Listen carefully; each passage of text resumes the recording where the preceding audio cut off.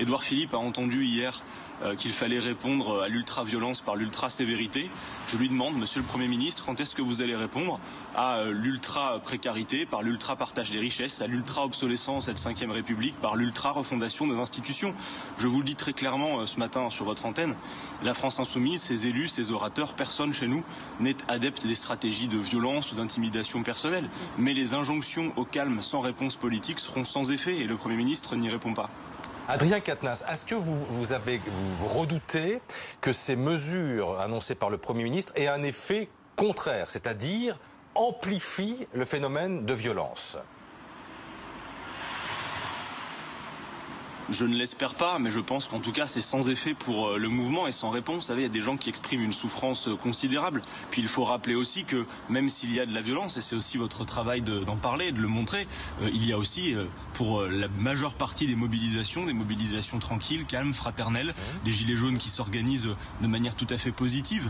Donc il faut aussi le dire, parce que vous savez, à force de ne donner à voir finalement de ce mouvement que quelque chose de violent, alors que ce n'est pas ce qu'il est dans sa majorité, eh bien vous avez des gens qui s'impatientent. Vous savez, manifester, se déplacer parfois, faire des kilomètres, quand en plus on a peu de moyens pour faire cet effort de rejoindre une mobilisation, puis rentrer chez soi le soir, allumer la télévision ou la radio et entendre que la réponse du gouvernement, finalement le gouvernement n'entend répondre qu'à une minorité de ce mouvement, c'est-à-dire ceux qui cassent, et bien finalement on voit qu'on n'est pas du tout à la hauteur. Donc on va pouvoir se retrouver comme ça de semaine en semaine sans qu'il y ait de réponse politique à la hauteur. Moi je vous le dis, dans ce pays, vous le voyez, il y a une souffrance profonde qui s'exprime, au-delà même d'ailleurs des mobilisations. Vous avez vu ces mairies en zone rurale où les maires ont ouvert leur mairie pour pouvoir recueillir les doléances. Le socle commun de ces doléances est extrêmement profond.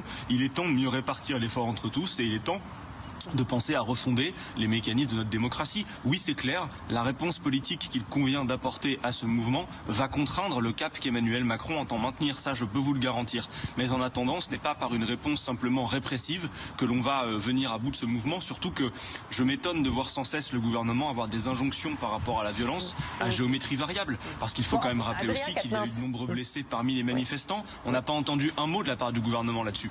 Oui, on n'a pas entendu un mot, c'est ce que l'exécutif vous reproche, on n'a pas entendu un mot, notamment de la France insoumise, pour condamner les violences de samedi. Est-ce que Jean-Luc Mélenchon a quitté le champ républicain, comme l'a dit hier Benjamin Griveaux, le porte-parole du gouvernement, qui vous accuse d'avoir l'esprit munichois ?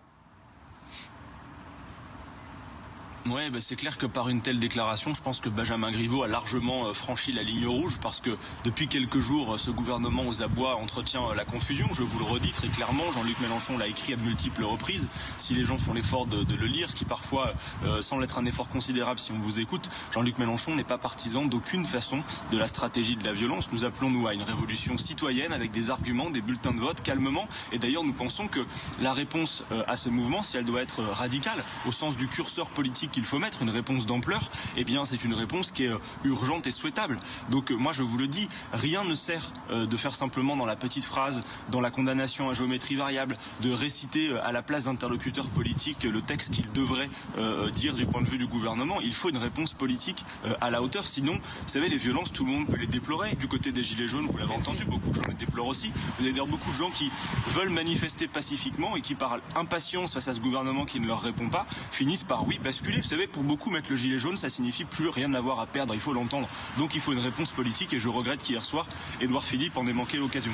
Merci beaucoup Adrien Quatennens d'avoir été en direct avec nous.